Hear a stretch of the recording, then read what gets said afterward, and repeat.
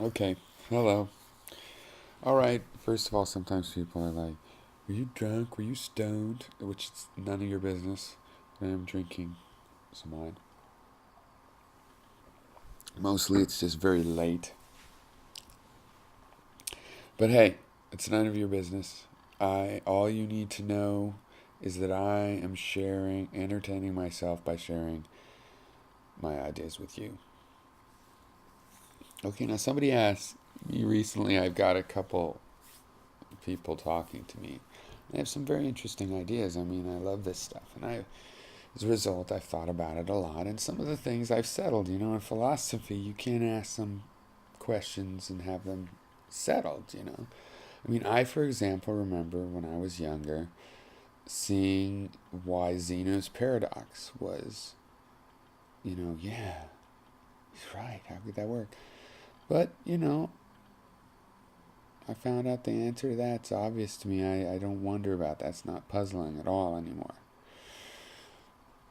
And in a way, this is a sure path to intellectual enlightenment. Whenever you find out something that seems paradoxical to you, explain it to yourself. Okay? And the only reason it doesn't work perfectly is because our explanations to ourselves sometimes are not so honest. But what I want to talk about is what this trend is of these questions. Okay, one person asked, well, no, first this guy in comments in one of my videos, an old video, is talking about there's only one substance, and everything is this one substance, and it's all really unchanging. It's actually the same. Change is an illusion. Well, I admit freely I don't like that. Change is wonderful, and I don't want to believe it's an illusion just on a personal level. But also, the evidence is all in favor of change, so we're doing okay just believing in change. And and then this other person was asking me, what am I when I'm talking about myself? It just or when I'm talking about anything, but the point is, it's like, what am I really? And I said, I'm a network. We are networks. Everything breaks down into a network.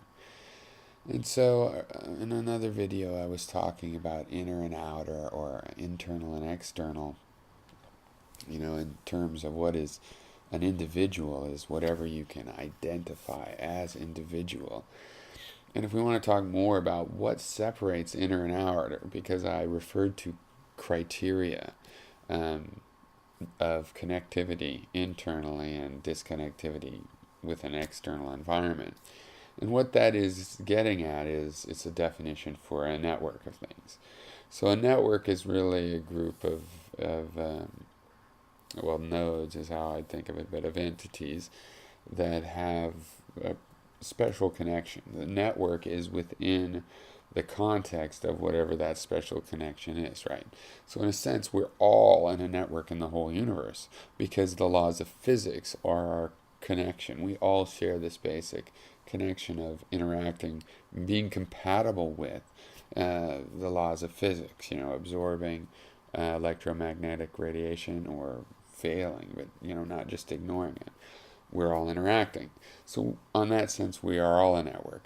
But we are also a network of human beings because we can communicate with language with each other. And that's yet a different context for connection. So, both of those things are networks, but you can compare them. I mean, the network of the whole universe is much more loose, being based just on the laws of physics, than the network of humans who can all communicate and are interdependent in a lot of ways besides mere compatibility with communication. So it's my view that everything breaks down into networks. Now one of the problems is with reductionism. They say, well, is there really a you? Well, listen, there's an ancient idea of wanting to get some universal unchanging something. And that's what you mean when you say I. No. you loosely mean your whole body.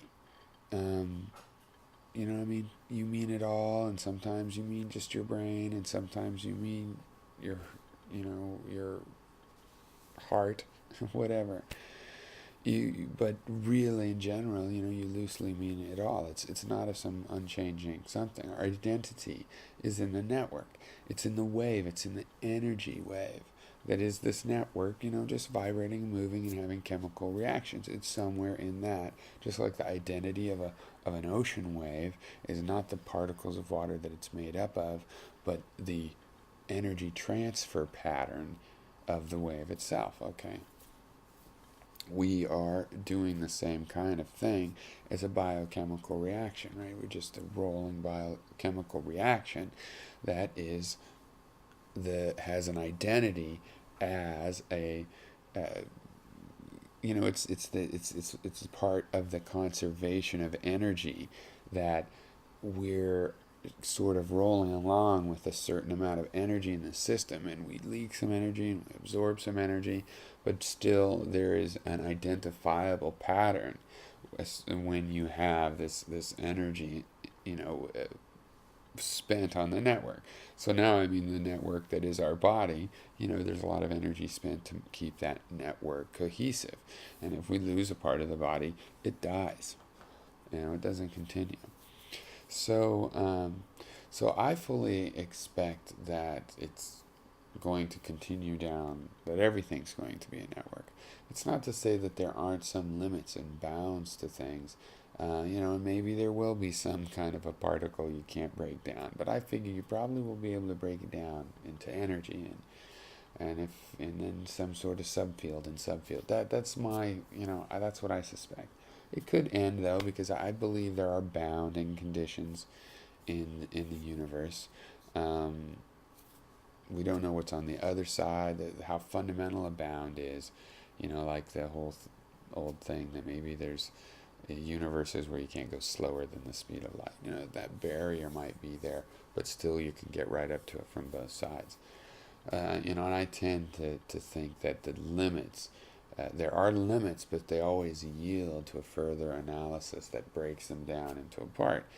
And but whatever, in the human scale, there's no doubt. From empirical evidence, we know for a fact everything breaks down into networks. Anything you identify as a oneness, none of it's ever happened. They're all networks. But then, see, I'm falling for that trick to say none of it's ever happened. No, it did happen. Things have identity. Networks can be individuated, okay? They're individuable. I want to say one last thing about reductionism.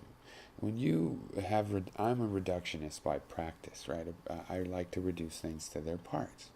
But it really bothers me when people say, and so that thing doesn't really exist. Look, it's just parts. I mean, when you are studying something and you break it down into parts, it was all in order to understand that thing. That thing still exists. Just because the parts exist, it doesn't mean it doesn't exist. The computer program is written in a language that looks nothing like what a circuit diagram is drawn like. It doesn't matter. Yes, things change character and can be individuated with different characters at different scales.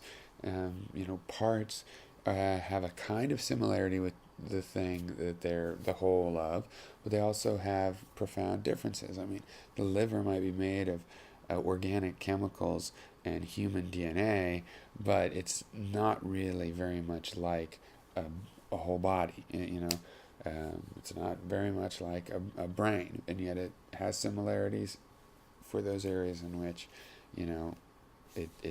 it's compatible with the whole, but its whole individual nature is still different from that. So when you break things down into parts, you're just explaining that thing. It doesn't disappear because you've broken it down into parts. This idea of wanting essences that are oneness, the one true characterness of something, is just, it's a huge error. It's a waste of time. And it's like, I know it seems beautiful a little bit, and in a way, that you should embrace, that emotion of essenceness, but just assign it to networks. Cool groups of people can give you that feeling. A person is a bunch of different ideas and physical organs, and that's a network. And these things can give you, the essence is a shape of a network. Okay, it's not a point, it's a shape of a network. It's not a glowing star that's infinitely small and infinitely bright or some crazy nutty thing. It is a network of some sort that's working in harmony.